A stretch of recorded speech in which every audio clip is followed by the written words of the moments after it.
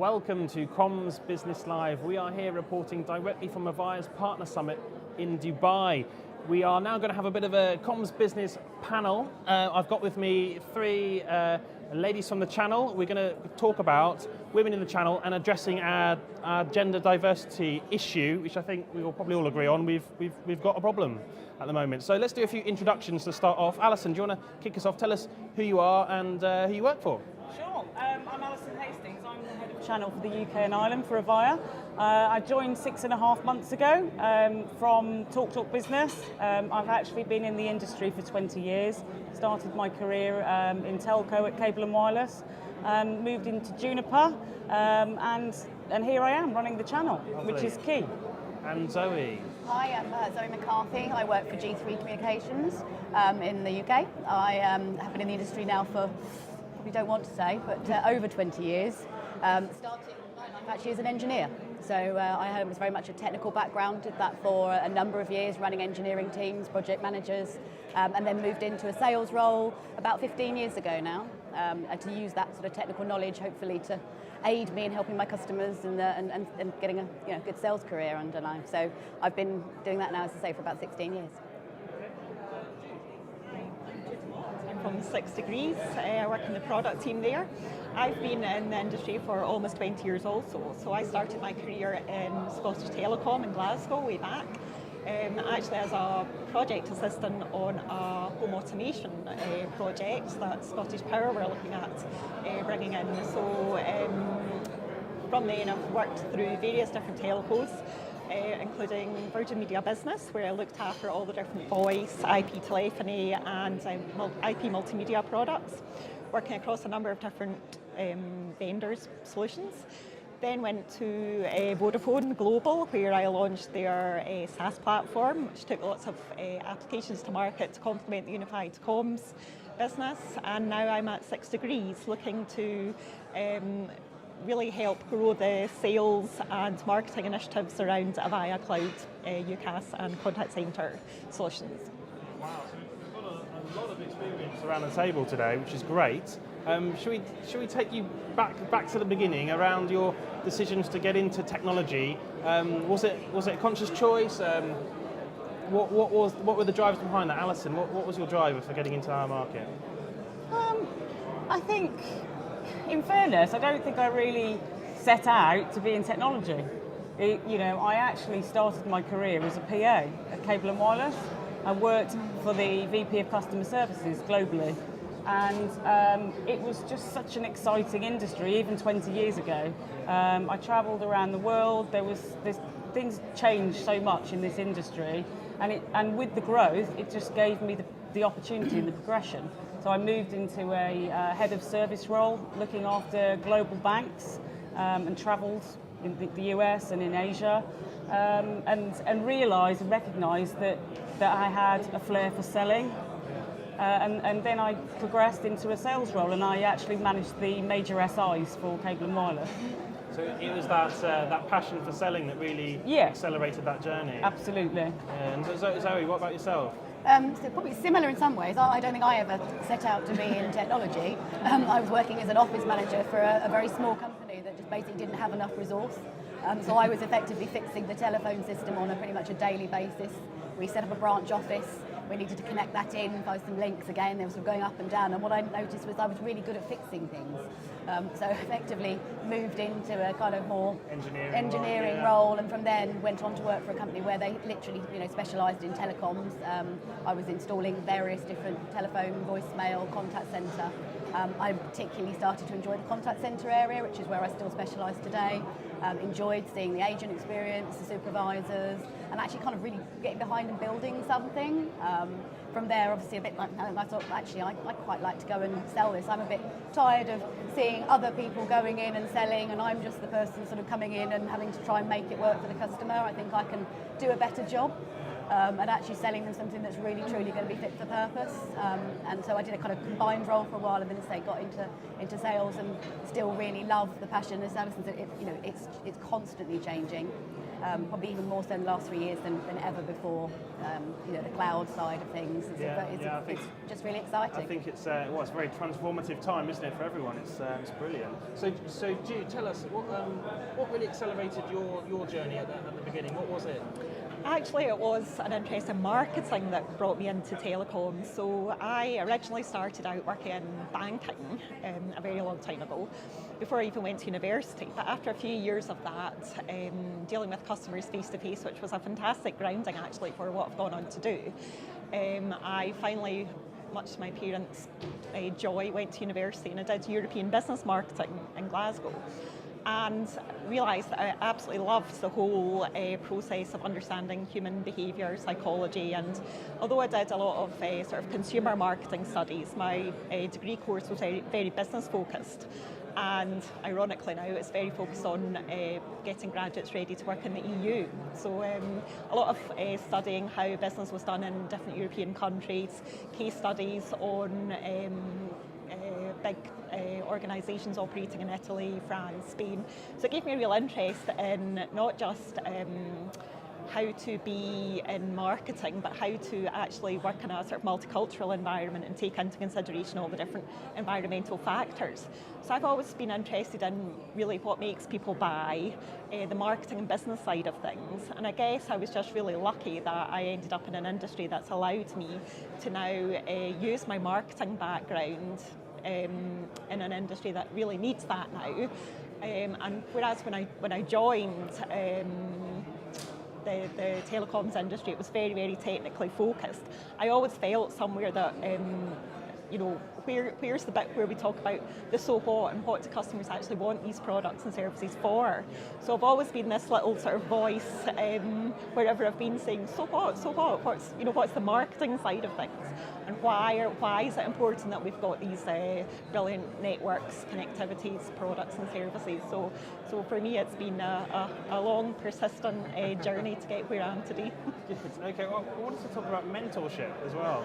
Quite often when you talk to people who look back on their careers, they can pinpoint, one, maybe a few individuals that really helped them or guided them in their journey. I mean, I would like to get into that. Alison, did you have that sort of mentorship in your journey? Absolutely. So I was very lucky actually. When I left Cable and Wireless, I was headhunted into Juniper Networks to run the IBM Alliance. And I'm very lucky to work for a lady, Alex Tempest, who now is Managing Director of BT, Wholesale and Ventures.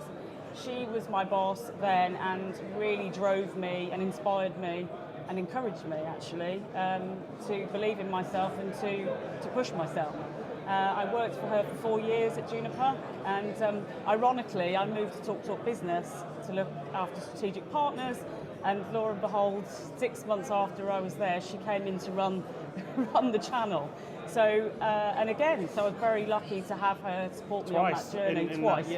And she still today is a mentor and a friend, and a partner actually of Avaya.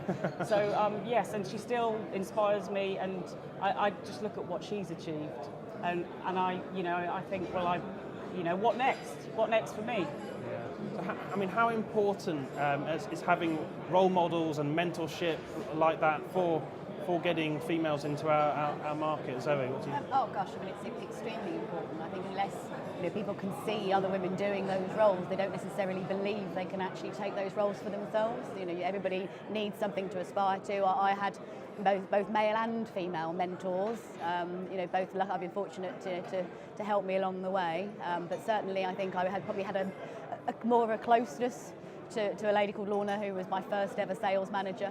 I very much wanted to be like her. She saw it as I shouldn't be aspiring to be like her. Obviously, I am myself, and I could be better than her. And she drove me, forward. But then I think it's important, for anybody new coming into this industry to see that those positions are available.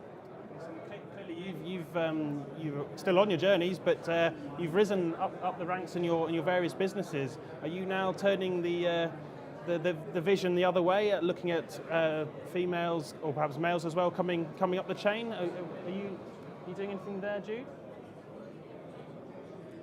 So are you going to have to repeat the question here? I can hear for the noise in the background. It's okay, Alison. We'll go to you. So Avaya obviously employing a lot of the millennials right now. I mean, are you helping any of these millennials on their journeys? Yeah, I mean, in my channel team alone, we have we have two females, and actually one's accompanied me over to Dubai. I absolutely am encouraging them to push themselves and believe in themselves, and focus on the future. We also have an amazing graduate program globally, and Avaya is supporting females, and I think the key thing is you have to have a voice, and that's certainly in my roles at Juniper, in my roles at TalkTalk, and absolutely in my role at Avaya today. The board listens to what you've got to say, and that's the most important thing. I have to say, what was very impressive today, and obviously there was a picture that was presented of the current graduate scheme, and I actually did a quick, tot up of the numbers, and there was about, I think, somewhere between 18 and 20 of the 53 graduates were female. Yep. And having seen in the partner community doing graduate schemes, it's nowhere near that sort of amount. So I don't know what Avaya are doing that's better or different to encourage people in, but certainly I thought that was a pretty impressive number. Yep. Well, it's a great message for the rest of the market, isn't it? Yeah. To look at that and see how they can integrate those women to their own businesses. It's important. I mean, all the research that we see says diverse businesses are better. They perform better. So, do you feel, Zoe, it is a grassroots issue then? It's difficult to pinpoint it. I mean, I personally have not had any real sort of issue as being a woman in the industry. Sometimes possibly the opposite. It's been quite my strength. But I think it's got to come from certainly from the graduate point. But if it's not coming from there, then maybe it even needs to come in sooner. I mean, I think for me, when I got into technology and engineering, it really was a screwdriver and a full toolkit, and there was a level of brute strength even required that maybe put people off. Yeah. Whereas now it's not like that. It's cloud-based, it's software-driven. There's no reason why it's different between a woman and a man to do that job. So whether it's just not seeming very interesting sometimes, I don't know. I mean, we say we do get to travel all over the world, so come on, ladies. Yeah. So you mentioned there, Zoe, perhaps even sooner than graduate programs. I think so. Yeah. So perhaps, Jude, an education issue. Do you think we could do more at that level? I think sort of presenting yourselves as role models is a really important thing to do, but also not just marketing the technology industry as a technology industry. And as we've been sort of referring to at the conference so far today, it's actually all about the human experience or the customer experience. So the more that we talk about how we're using technology and how these apps and services are improving our day-to-day life, whether at home or at work, and that sort of merging of your it sounds a bit cheesy, but bringing your whole self to work and making sure you're able to operate the same way at home or out and about working remotely as you are in the office. All these things are driving the need for people that understand how important it is to be able to collaborate, to provide businesses with tools that allow their employees to collaborate no matter where they are in the world. These sort of trends, I think, make it far more interesting for people to want to come into technology, is my feel. So the more that we as an industry take up the baton and make sure our industry is seen as more user-friendly and it's not just technology for technology's sake anymore, then I think things have a chance of changing. And we do look quite often when I'm speaking to the salespeople or product marketing people in my industry, we'll look at what's happened in the consumer technology industry, obviously, and the way that software applications and all these tools and apps that we use in our personal life have, there's just no going back now. So for technology to succeed in a business environment, we absolutely have to take a leaf out of the marketeers' book in the consumer world, and I think that in turn should hopefully start to make the business side of technology industry more interesting for a wider range of people, and that in turn will hopefully mean that we'll get a wider cross-section of talent and gender and all sorts of diverse aspects of the global community we're working coming in. doing some great things, as you mentioned, Alison. Yeah. I mean, a few other companies doing lots of great things, and TalkTalk, actually, one of your previous employers, they're also doing some great things on this front. What's the danger of not addressing this issue of diversity in business? So I think there is a place for for a woman and a man. It's about, regardless, sales, channel. It's all about relationships. It's all about building strength, and regardless of what sex you are, at the end of the day, that's what you've got to do. So if you don't have the females in the workplace, I think you're at a disadvantage. Sure. No, I would agree. I think certainly we don't want to be sexist, but No. most customers have said over the years that women do tend to have slightly better attention to detail. So, I mean, business culture is obviously the other one. Recruitment is great, and we can all address our recruitment programs. But once you get the right mixture on board, retaining that talent is really, really crucial. How do we go about developing a culture of business that is inclusive? Zoe, what do you think? Well, I think we have to make it exciting. I think that's the thing. Especially if you're dealing with the millennials, they've got different needs and wants to what we might have wanted. When you get the first mobile phone or your first time you got your internet account, it's moved on so dramatically that we've got to make it exciting. But keep them interested, keep them focused. I think that's the key for me. Everything is moving so quickly. Yeah. And another company will very easily come along and wow people in the same way as we hope the technology that we've got here today is going to go and wow our customers. We've got to wow our people. Yeah, is that the secret sauce, that excitement, Alison? Is that? Yeah, you've got to, absolutely. You need to have an energy. People need to be excited to come to work. I mean, look at this. We're in Dubai. I'm excited to come to work. Yeah. I'm so happy to be working for Avaya. Absolutely, because look at the doors it's opening, the opportunity, the people. It's 63 countries today in this room. That's amazing. Yeah. That's what it's all about for me. Just something new to keep you interested. That's how you keep your people, right? Yeah, absolutely.